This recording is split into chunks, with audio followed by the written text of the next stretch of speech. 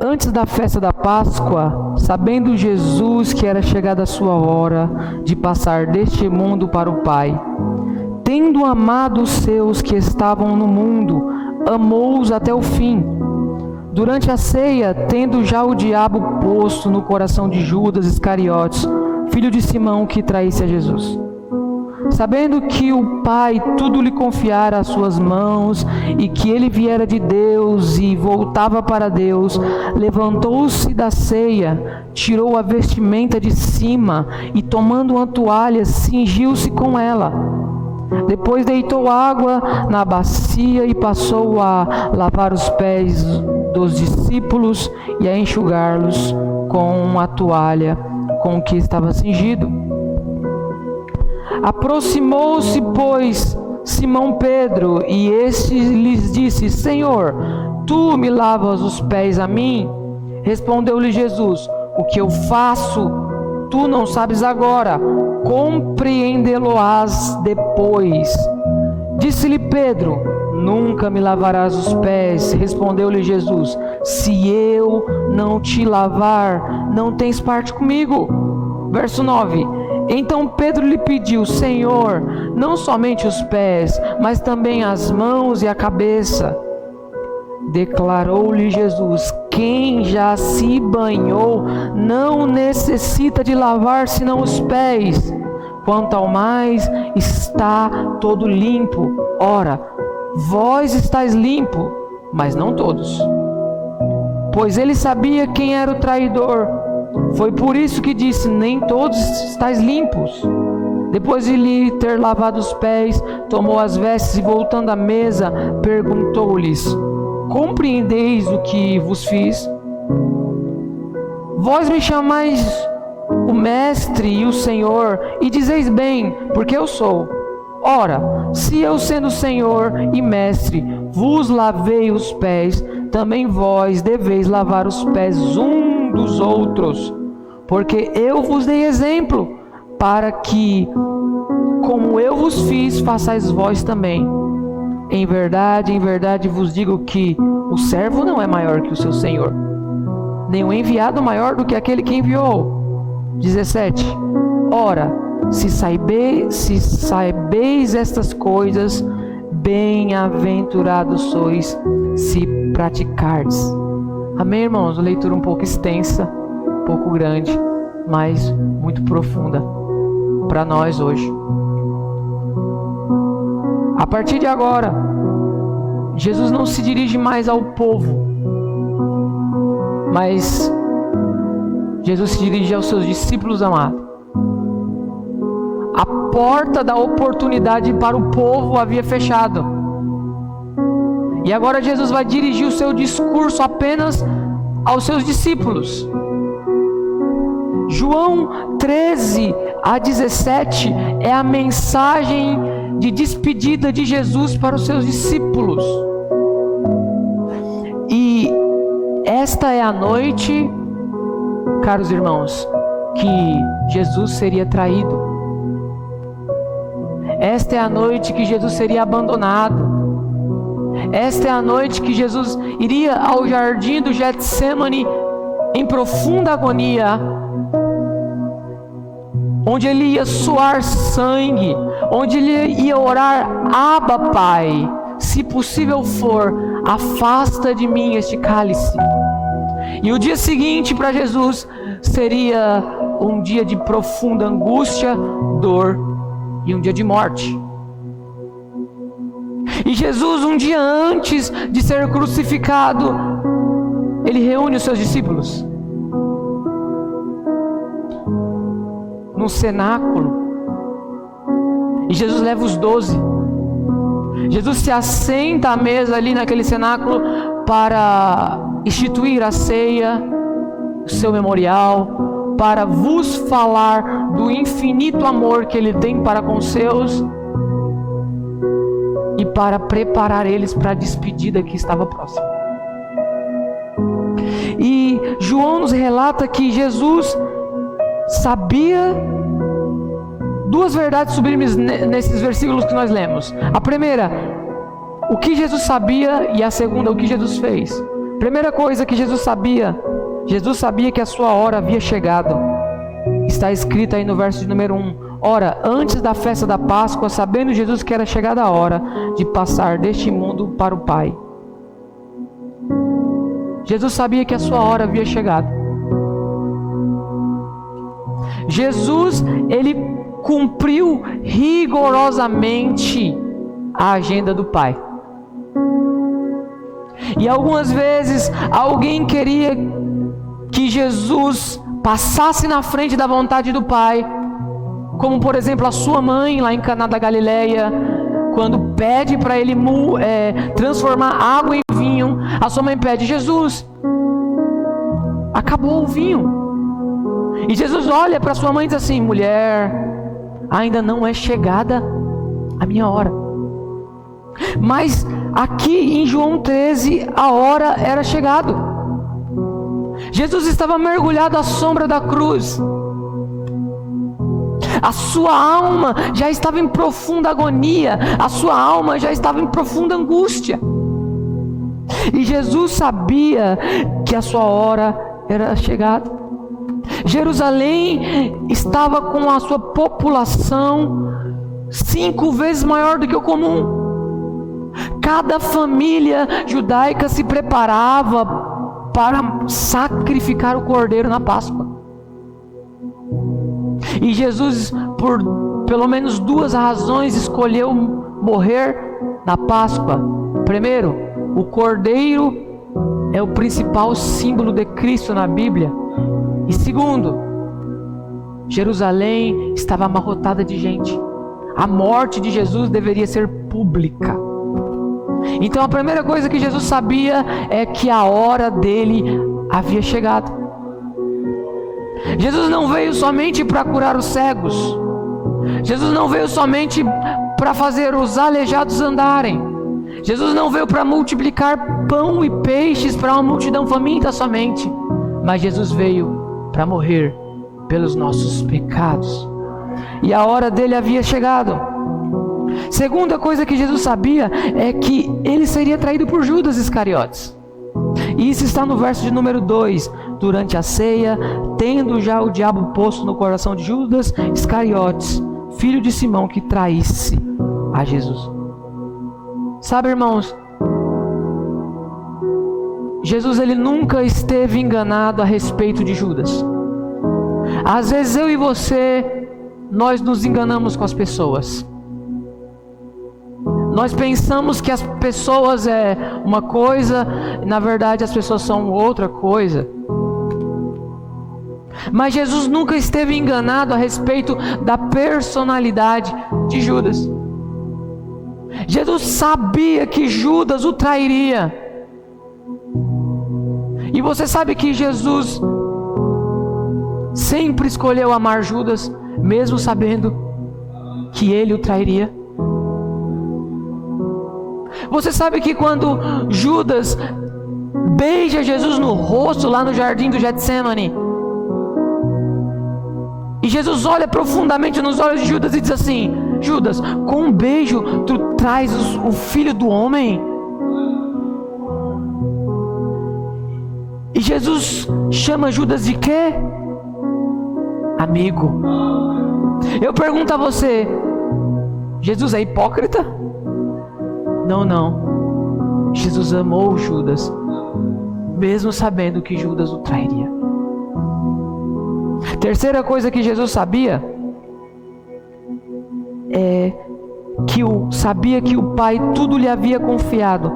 Está no verso de número 3. Sabendo esse que o Pai tudo confiara às suas mãos, e que viera de Deus e voltava para Deus.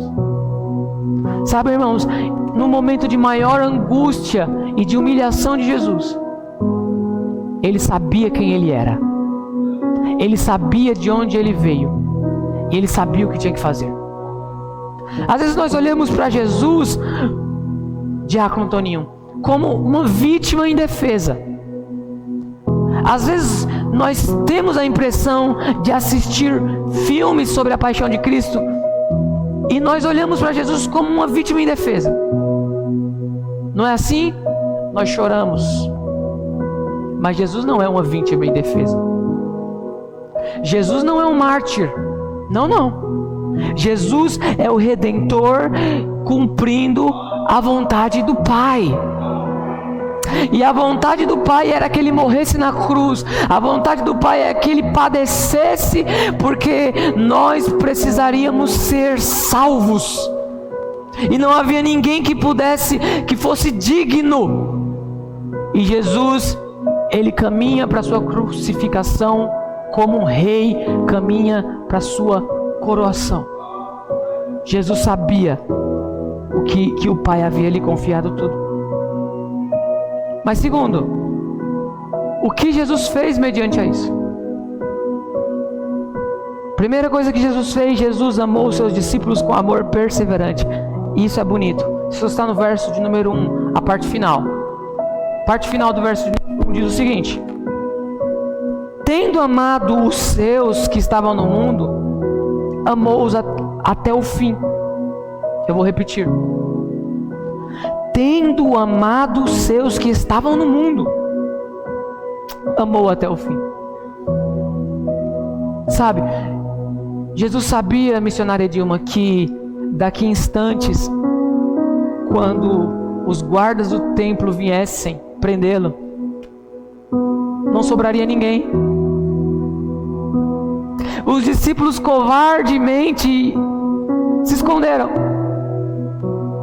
E mesmo assim Jesus amou eles até o fim, com amor perseverante.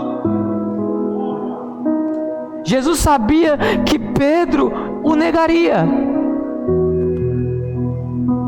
mas Jesus amou a Pedro com amor perseverante até o fim. Jesus sabia que Judas ia traí-lo, mas Jesus amou Judas com amor perseverante até o fim. Sabe, irmãos, e Jesus amou tanto a ponto de se fazer carne. Porque a Bíblia diz que o Verbo se fez carne. O Verbo se esvaziou da sua glória. Imagina o Deus Todo-Poderoso, soberano do universo, Jesus, Ele se esvaziou da sua glória. Ele habitou entre nós, Ele vestiu pele humana, calçou as sandálias da humildade, sentiu nossas dores, irmãos, sentiu, comeu nossa comida, bebeu nossa água, caminhou entre nós. Jesus foi traído, Jesus sofreu solidão, Jesus não tinha onde reclinar a cabeça, Jesus passou fome, Ele esteve entre nós, Ele nos amou a ponto de deixar a glória dEle, Ele nos amou a ponto de se fazer maldito, de se fazer pecado, para que nós pudéssemos ter vida. E nenhum pregador, por mais eloquente que ele seja, por mais sábio que ele seja, por maior que seja o nível da sua teologia, nenhum pregador é capaz de pregar plenamente o amor de Deus. Esse amor excede o entendimento. Esse amor não tem explicação. Sabe, um poeta, ele disse: ainda que todas as nuvens fossem tintas, ainda que todos os mares fossem tinta, todas as nuvens fossem papel, todas as árvores fossem penas e todos os homens fossem escritores, nem mesmo assim se poderia descrever o tamanho do amor de Deus. Deus nos amou, Deus nos ama com amor perseverante. Deus, Ele não nos reprime por causa das nossas fraquezas. Deus não nos lança fora por causa dos nossos pecados. Às vezes eu e você queremos olhar de canto uma pessoa que pecou porque o pecado dela foi exposto e todo mundo soube. Mas sabe como Deus nos enxerga quando nós pecamos? com olhar de amor e com olhar de misericórdia, e Ele sempre Ele está de braços abertos para nos receber. E o amor de Jesus para conosco excede todo entendimento, toda possibilidade de explicação. Não tem explicação. Jesus jamais nos rejeita por causa das nossas fraquezas.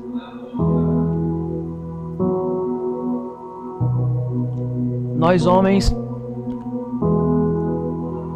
nós agimos de maneira condicional. A nossa natureza. Se alguém nos faz o bem, nós retribuímos o bem, não é verdade? Mas se alguém nos faz o mal, diante da nossa natureza, diante da nossa carne, nós retribuímos o mal. Mas os valores do reino é invertido. Jesus não olha para nós diante das nossas obras, porque a Bíblia diz que o melhor de nós é trapo. Se Jesus olhasse para nós de acordo com as nossas obras, nós seríamos condenados ao inferno. Porque o melhor de nós é trapo. Jesus nos olha e Jesus nos trata com amor perseverante. Sabe, Jesus ele ama o pecador, mas Jesus abomina o pecado. Jesus te ama, Ele te ama tanto, mas Ele abomina o pecado.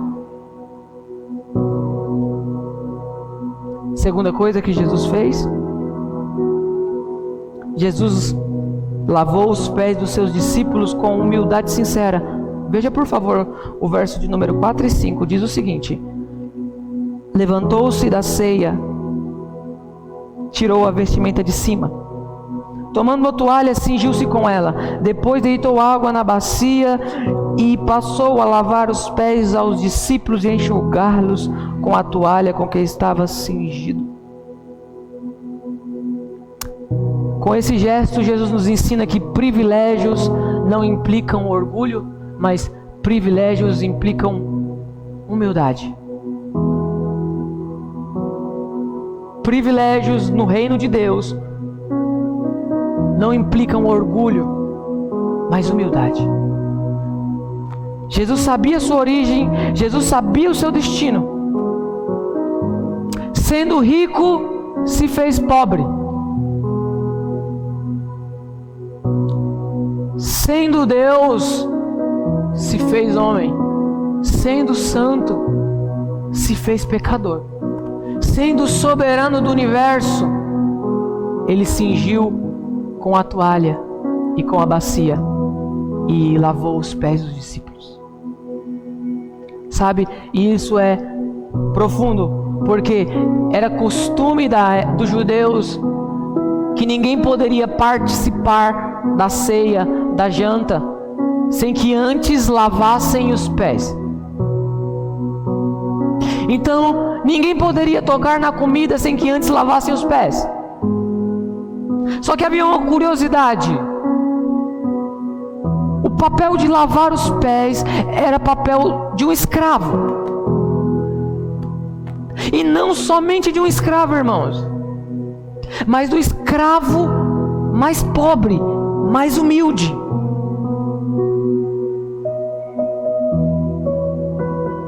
E eles tinham vindo de Betânia para Jerusalém, nas estradas empoeiradas da Judéia. E a Bíblia diz que eles chegaram naquele cenáculo, e Lucas nos informa que eles cogitavam no seu coração quem seria o maior no reino de Deus. E Jesus está ali, mergulhado à sombra da cruz. E Jesus já está enxergando a noite seguinte, a madrugada, o dia seguinte. E Jesus choca os seus discípulos, Diácono Toninho, não com palavras, não com discursos, mas com uma ação. Jesus, ele se levanta enquanto eles cogitavam quem era o maior no reino. Jesus, ele tira a vestimenta de cima. Eu imagino Jesus pendurando a vestimenta num certo lugar. Jesus indo ao lugar onde ficaria o escravo mais humilde, o escravo mais pobre, porque os discípulos eram orgulhosos demais. O problema dos discípulos não era lavar os pés de Jesus. O problema dos discípulos era lavar os pés uns dos outros. E aí Jesus, ele cinge com a toalha aqui, ele põe a bacia aqui, ele se ajoelha e ele começa a lavar os pés dos seus discípulos. E a humildade de Jesus não procedeu da sua pobreza, mas da sua riqueza. Eu já disse isso aqui antes. Os valores do reino é invertido dos valores da terra. Sabe, se aqui na terra é importante saber quantas pessoas você tem ao seu serviço, no reino o que é importante é quantas pessoas você serve.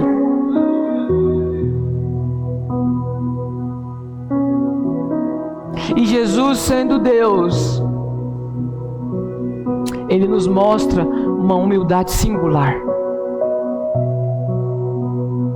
Ele se abaixa. Sabe, irmãos, isso me choca, porque nós achamos que privilégios nos torna mais importantes, nos torna melhores. Mas maior no reino do Senhor Jesus é aquele que serve. Maior é aquele que veste, que cinge da toalha da bacia. Mas pensa na cena, Vitória. Jesus se abaixando, Rei dos reis, soberano do universo, fazendo o papel de um escravo, lavando os pés de João. João era o discípulo amado, lavando os pés de Pedro, lavou os pés dos 11. E aí Jesus chega de frente de Iscariotes.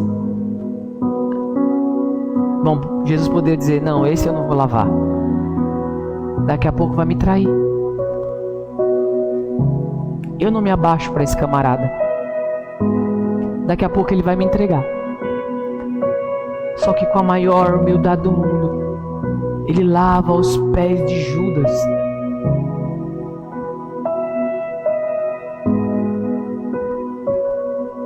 Você já parou para pensar nisso? Ele lavou os pés daquele que o trairia e entregaria ele à morte. Agora eu pergunto a você, e essa pergunta é retórica, não precisa responder, pense: se Jesus fez isso, que direito eu e você temos de não fazê-lo?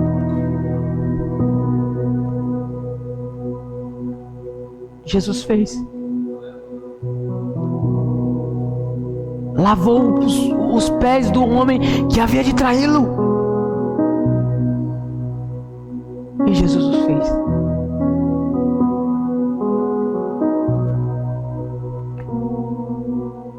Ah, como nós precisamos dessa lição, irmãos, nas nossas igrejas no dia de hoje. Nós precisamos de gente que cinge com a toalha e com a bacia. Nós temos gente importante demais na igreja hoje.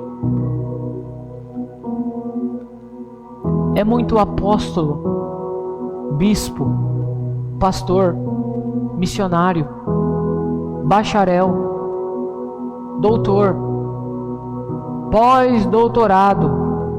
É muito mestre. Mas sabe o que nos falta? Humildade. Sabe o que nos falta? Servos. Nos falta gente que serve.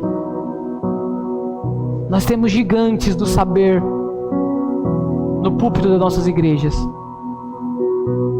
E o que nos falta não é boa teologia, porque nós temos boa teologia. Nos falta gente que serve. Nos falta gente que não se importe com o título. Nos falta gente que não se importa com a posição. Nos falta gente como Jesus. Agora, irmãos, o diálogo entre Jesus e Pedro é interessante, porque quando Jesus chega na frente de Pedro, Pedro fala o quê? Tu não me lavarás os pés. Não, tu lavarás os pés a mim? Jesus disse o quê? Pedro, o que eu faço hoje, você não entende, você entenderá depois. Aí Pedro então radicaliza e diz assim: tu nunca me lavarás os pés. E Jesus diz: se você não deixar eu lavar seus pés, tu não tem parte comigo. Então Pedro diz o seguinte: Senhor, não lava só os pés, lava as mãos, a cabeça, me dá um banho. E Jesus diz o seguinte: Pedro, você não precisa de um banho, você só precisa lavar os pés. Agora eu queria destacar a perplexidade de Pedro, porque Pedro fica tomado de perplexidade, ele não entende. Quando ele vê o seu mestre fazendo o papel de um escravo, ele fica perplexo. Sabe por quê? Pedro, ele vê, mas não compreende. Pedro tem mais amor do que conhecimento. Pedro tem mais sentimento do que discernimento espiritual. Vocês conhecem gente assim? Gente que tem mais amor do que conhecimento. Gente que tem mais sentimento do que discernimento. Pedro, ele fica perplexo com aquela ação. Ele se escandaliza com Jesus fazendo o papel de escravo. Segunda ação de Pedro, a incompreensão de Pedro, irmãos. Ele não compreende, ele não entende o que Jesus está fazendo. É óbvio que Jesus não está falando de um banho, de uma lavagem de pés natural. Jesus não está falando de um ritual, de um costume que os judeus tinham, mas Jesus está falando de uma lavagem espiritual. Jesus está dizendo: Pedro, se você não deixar ser lavado espiritualmente, você não tem parte comigo. Pedro, não é esse ato aqui.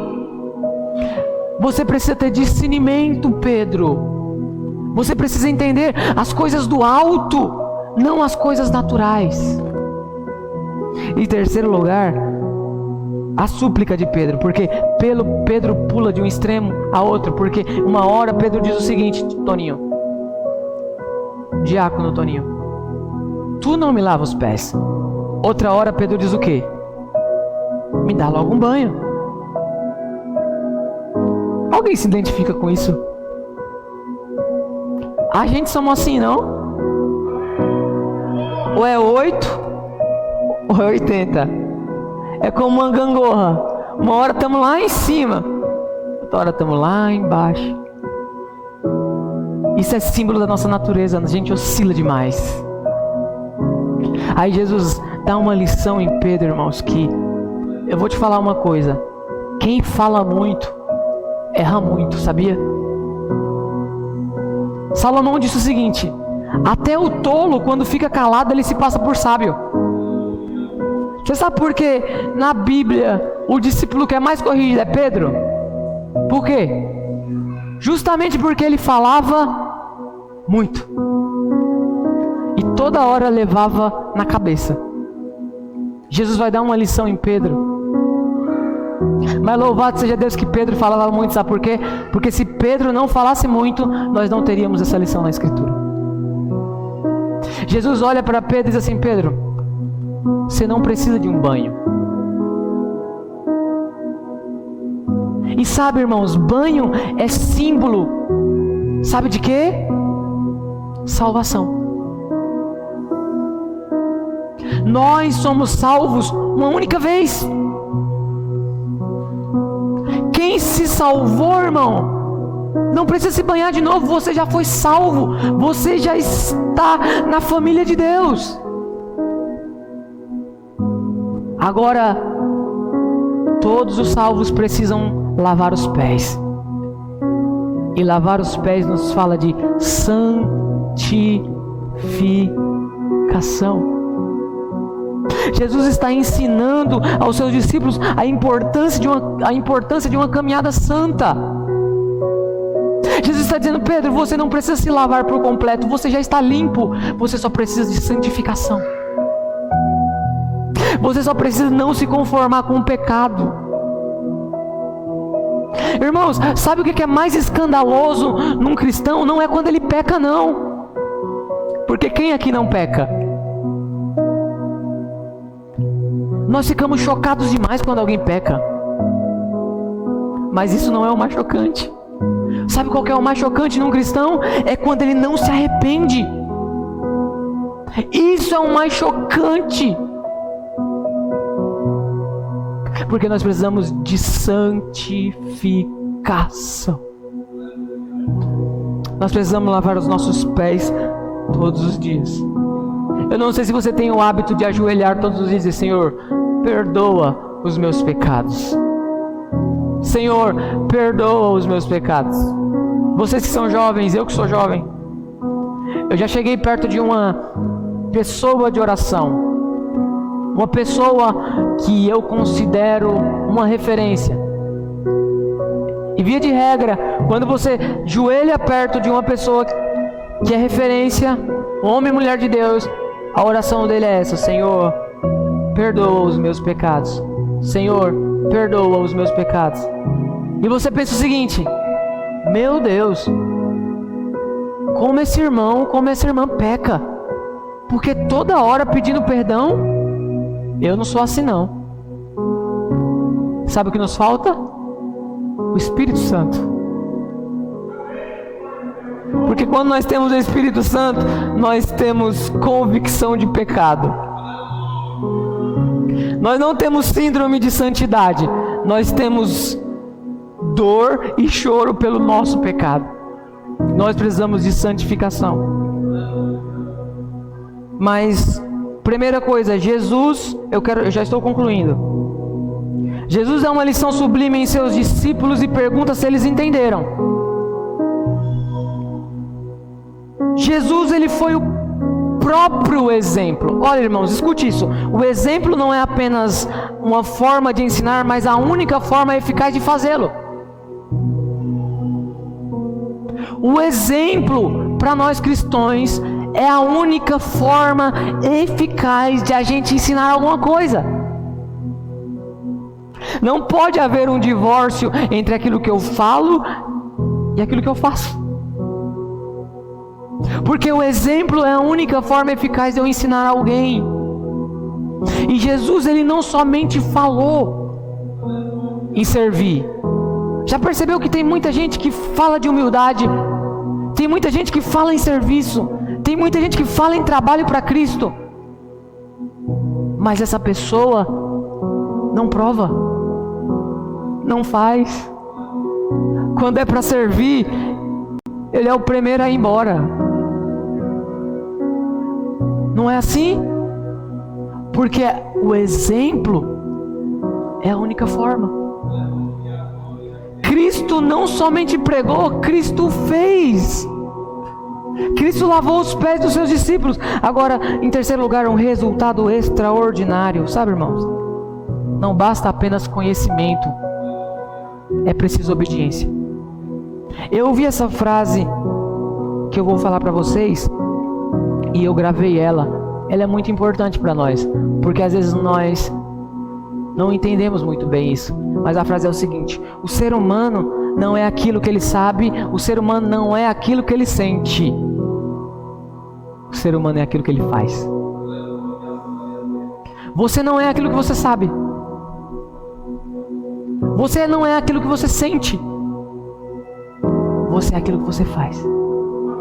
As suas ações revelam quem você é. Porque tem muita gente que sabe, mas não é. Tem muita gente que sente, mas não faz.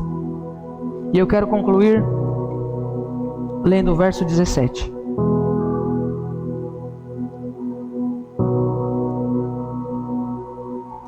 A palavra de Deus diz assim: ora, se sabeis essas coisas, bem-aventurados sois se praticardes.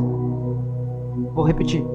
Ora, se sabeis estas coisas, bem-aventurados sois se praticardes. A chave de toda essa passagem é o verso 17. Vocês sabem o que significa bem-aventurado? Mais do que feliz. Jesus está dizendo que você é mais do que feliz se você sabe aquilo que Ele acabou de ensinar e se você pratica. Jesus está dizendo que feliz é o homem que entende que o maior no reino de Deus é aquele que serve. Feliz é aquele que serve. Bem-aventurado é aquele que serve. Sabe, irmãos, Tiago diz que a fé sem obras é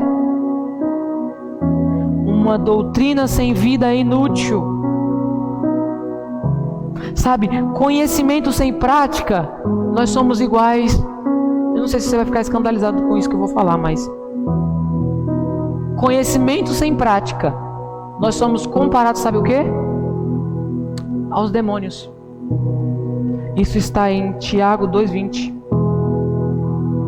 Porque os demônios sabem, estremecem, mas não obedecem. Conhecimento sem a prática, nós estamos no mesmo nível dos demônios. Não basta saber, não basta fazer uma boa teologia, não basta conhecer a Escritura. Eu não estou desmerecendo aqui a busca pelo conhecimento. Não. Você deve estudar o máximo que você conseguir.